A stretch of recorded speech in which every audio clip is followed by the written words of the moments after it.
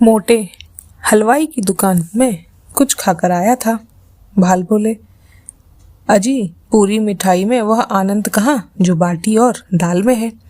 10-12 आने खर्च हो गए होंगे, फिर भी पेट न भरा होगा। आप मेरे मेहमान हैं, जितने पैसे लगे हैं ले लीजिए। मोटे बोले, आप ही के हलवाई की दुकान पर खाया था, वह जो नुक्कड़ पर बैठता है। भाल, कितने पैसे देने पड़े? मोटे, आपके हिसाब में लिखा दिए हैं। भाल, जितनी मिठाइयाँ ली हैं मुझे बता दीजिए, नहीं तो पीछे से बेईमानी करने लगेगा। एक ही ठग है। मोटे, कोई 2.5 सेर मिठाई थी और आधा सेर रबड़ी। बाबू साहब ने विस्फारित नेत्रों से पंडित जी को देखा, मानो कोई अचंभे की बात सुनी हो।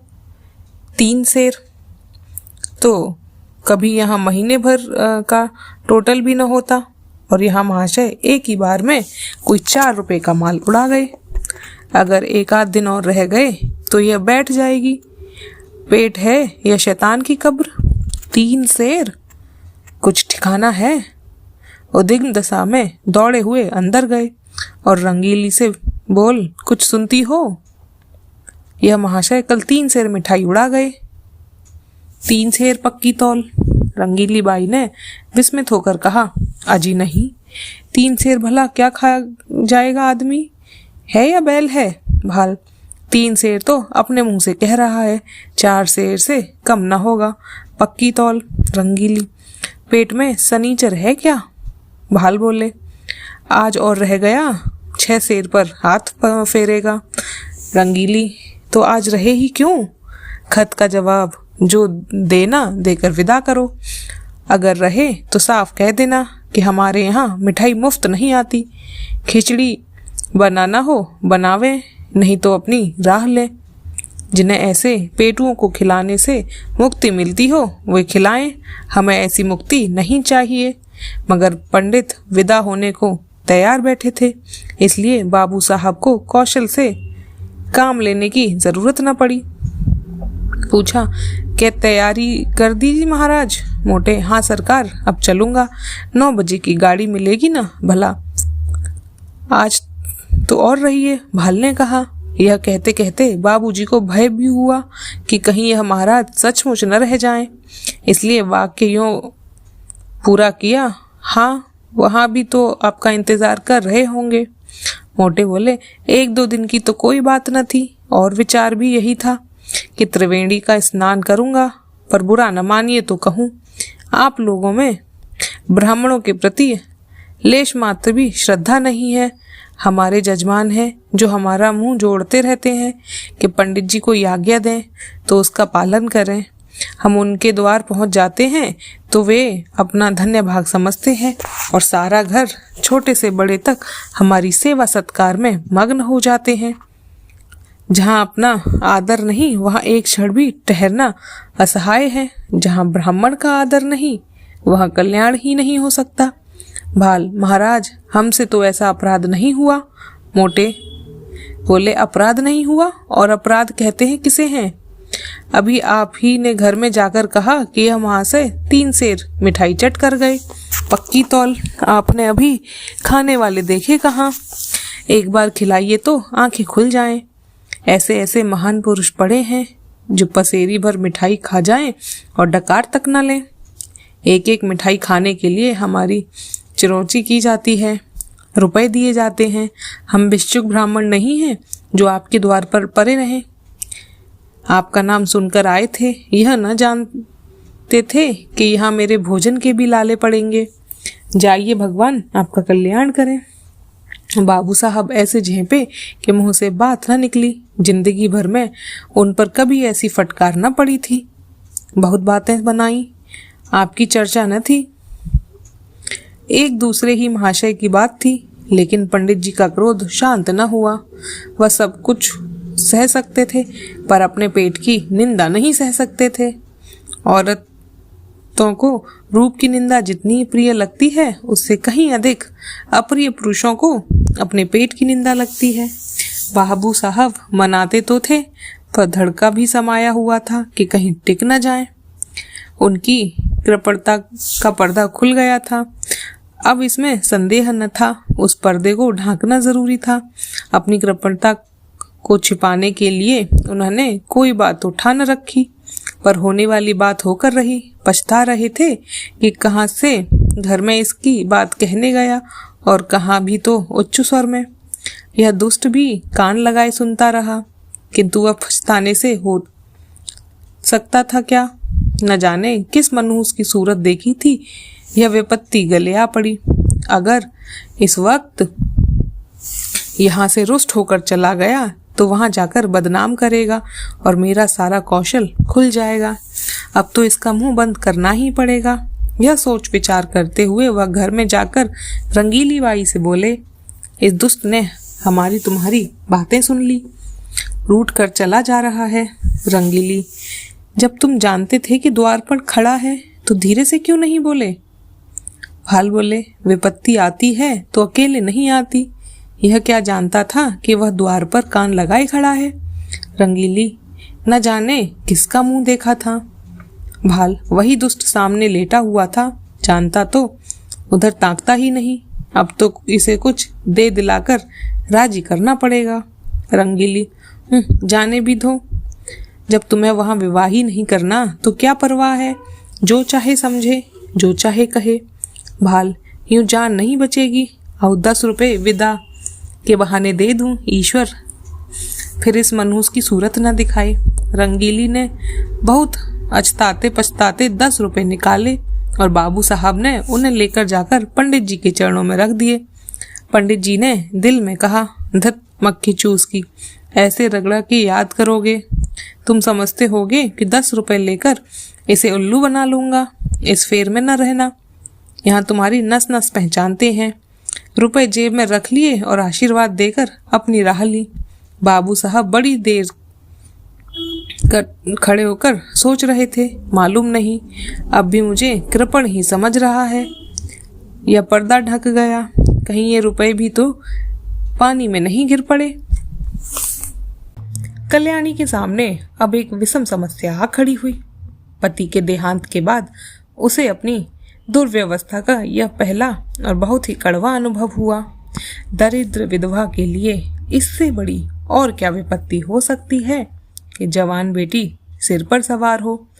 लड़के नंगे पांव पढ़ने जा सकते हैं, चौका बर्तन भी अपने हाथ से किया जा सकता है, रूखा सूखा खाकर निर्वाह किया जा सकता है, झोपड़े में दिन काटे जा सकते हैं, लेकिन युवती कन्या घर में नहीं बैठाई जा सकती। कल्याणी को भालचंद्र पर ऐसा क्रोध आता था कि स्वयं जाकर उसके मुंह में कालिख लगाऊं, सिर के बाल नोच लूं, कहूं कि तू अपने बात से फिर गया, तू अपने बाप का बेटा नहीं। पंडित मोटेराम ने उनकी कपट लीला का नगन वृत्तांत सुना दिया था। वह इसी क्रोध में भरी बैठी थी कि कृष्णा खेलती हुई आई और बोली, कै दिन बारात आएगी अम्मा? पंडित तो कृष्णा, वही चंदर तो कह रहा है कि 2-3 दिन में बारात आएगी। क्या ना आएगी अम्मा? कल्याणी, एक बार तो कह दिए सिर क्यों खाती हो?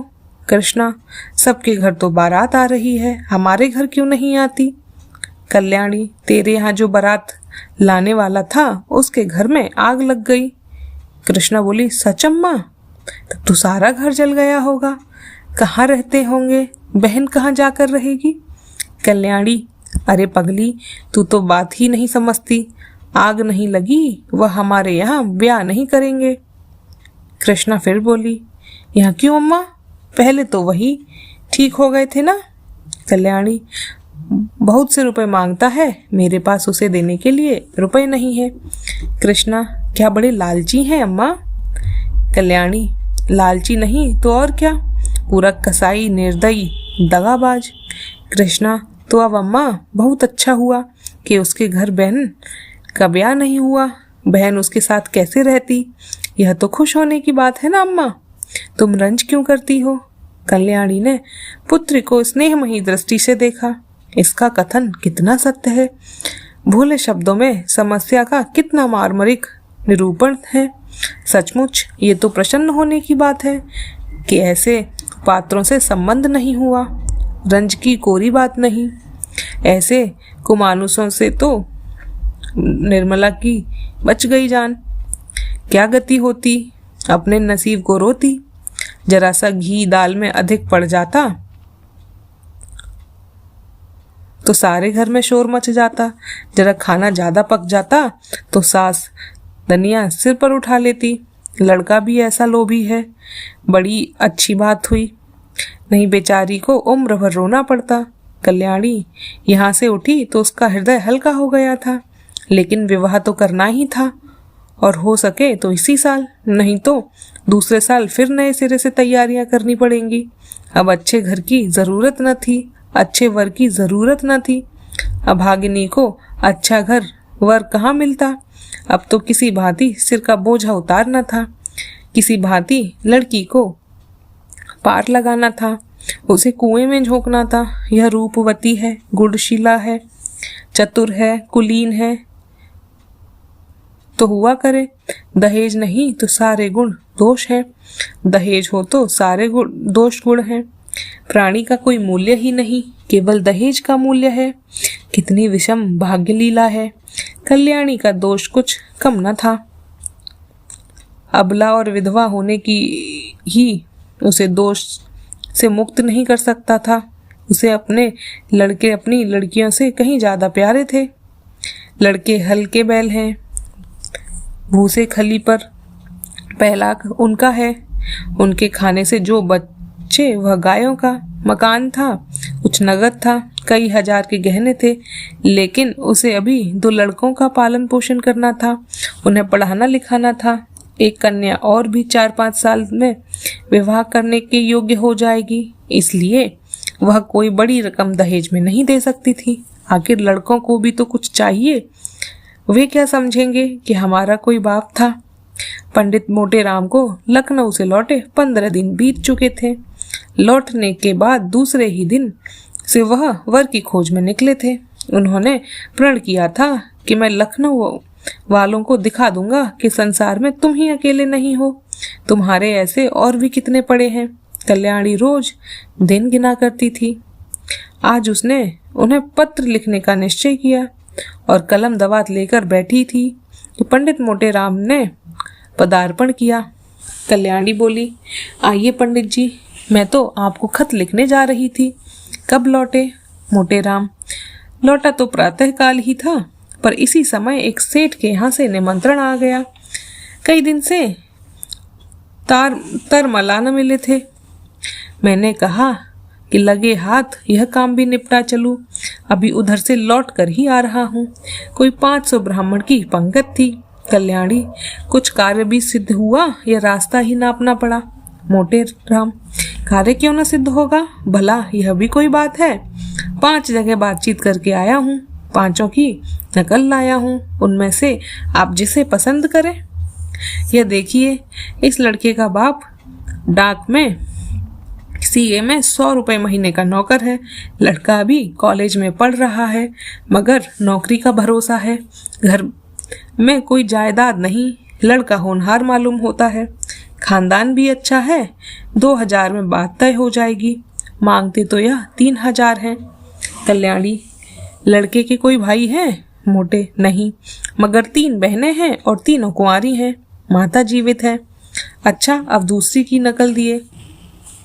यह लड़का रेल के सीगे में 50 रुपए महीने पाता है, माँ बाप नहीं है, बहुत ही रूपवान, सुशील और शरीर से खूब हष्ट-पुष्ट, कसरती जवान है, मगर खानदान अच्छा नहीं है। कोई कहता है मानाहीन थी, कोई कहता है ठकुराइन थी। बाप किसी रियासत में मुख्तार थे, घर पर थोड़ी सी जमींदारी है, मगर उस पर कई हजार का कर्ज है, वहाँ कुछ लेना देना न पड़ेगा। उम्र की कोई 20 साल होगी।